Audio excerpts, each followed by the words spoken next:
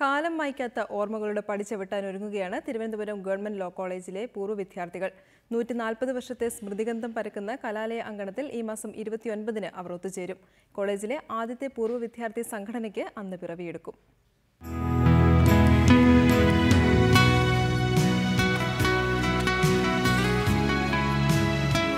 Barton ഹില്ലിലെ വഴികൾ കാലത്തിന് പുറകിലേക്ക് നടക്കുന്നു. പിരിഞ്ഞുപോയവരൊക്കെ ഒരിക്കൽ കൂടി ഈ വഴികളിലേക്ക് എത്തിച്ചേരുന്നു. പക്ഷേ ഇക്കുറി വേർപിരിയലിന് വേണ്ടിയല്ലെന്ന് മാത്രം. 140 വർഷത്തെ ചരിത്രമുള്ള തിരുവനന്തപുരത്തെ ഗവൺമെന്റ് ലോ കോളേജ് ആദ്യമായി അലൂമിനി അസോസിയേഷൻ രൂപീകരിക്കുന്നു. ഈ മാസം 25 മുതൽ 29 വരെയാണ് ലോ കോളേജ് അങ്കണത്തിൽ ഓർമ്മകൾ കുറിച്ചിടുന്ന പരിപാടികൾ നടക്കുന്നത്. 1960 ബാച്ചിലുള്ള വിദ്യാർത്ഥികൾ വരെ പരിപാടിയിൽ പങ്കെടുക്കാനുള്ള ആവേശത്തിലാണ്. കാലം മാറിയതുകൊണ്ട് തന്നെ ന്യൂ ജനറേഷൻ തലത്തിലും അലൂമിനി അസോസിയേഷൻ രൂപീകരണം എത്തിപ്പെട്ടു.